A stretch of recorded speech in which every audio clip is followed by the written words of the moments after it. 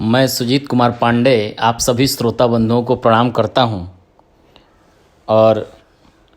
कविता जगत के हास्य व्यंग के मशहूर कवि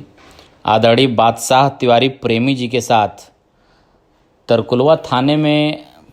पुलिस के द्वारा अमर्यादित व्यवहार के कारण हम सभी आहत हैं और इसके विरोध में हम एक कविता प्रस्तुत करना चाहते हैं। आप सभी के समक्ष यह कविता है कि इसका शीर्षक है हम पियक्कड़ नहीं हूँ भाई। सुनिएगा।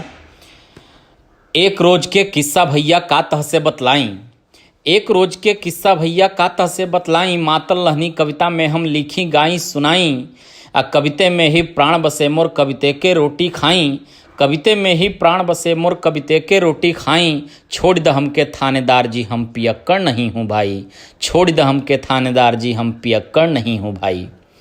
त निकलल लहनी डेरा पर से रहे चूल्हा चौका तैयारी, अब भट्ठी के सटले ठेला पर बीनत रहनी तरकारी, भट्ठी के सटले ठेला पर बीनत रहनी तरकारी, इतने में फिर लाठी भांजत दिखलें दूगो दमाद सरकारी, इतने में फिर लाठी भांजत दिखलें दूगो दमाद सरकारी, बड़े तैस में हमसे कहने देखब चलेक परी ससुरारी, बड़े तैस में हमसे कहने देखब चलेक परी ससुरारी। यूपी के जे पुलिस भैया कहले फरमान बाजारी, यूपी के जे पुलिस भैया कहले फरमान बाजारी, अब पूरा कर चल के थाने में कोटा अब हिन बा खाली। अब बादशाह हम हई कविता के कोई जोड़ नहीं है गाने में, बादशाह हम हई कविता के कोई जोड़ नहीं है गाने में, यही चक्कर में पकड़ के गईनी तरकुलवा के थाने में, यही चक्कर में पकड़ के गईनी तरकुलवा के थाने में। त हाथ जोड़ के करी चिरौरी भा केतनो करी दुहाई, हाथ जोड़ के करी चिरौरी भा केतनो करी दुहाई, आ केतनो कहनी बात सुना मोर ना लहनी हम दवाई, केतनो कहनी बात सुना मोर ना लहनी हम दवाई, जब बोले के ही ना तमीज तक के तह से अझुराई, जब बोले के ही ना तमीज तक के तह से अझुराई, आ छोड़ द हमके थानेदार जी हम पियक्कड़ नहीं हूँ भाई, छोड़ द हमके थानेदार जी हम पियक्कड़ नहीं हूँ भाई।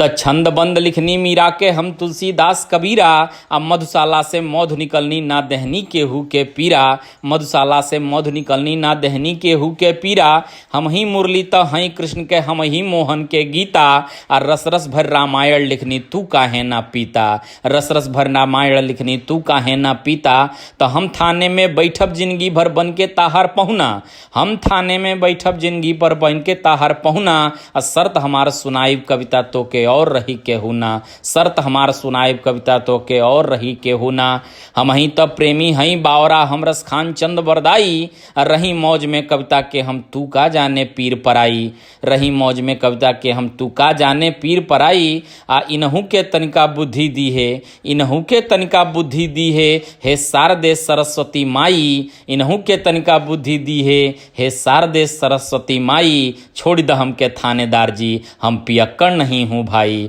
छोड़ द हमके थानेदार जी हम पियक्कड़ नहीं हूँ भाई। धन्यवाद।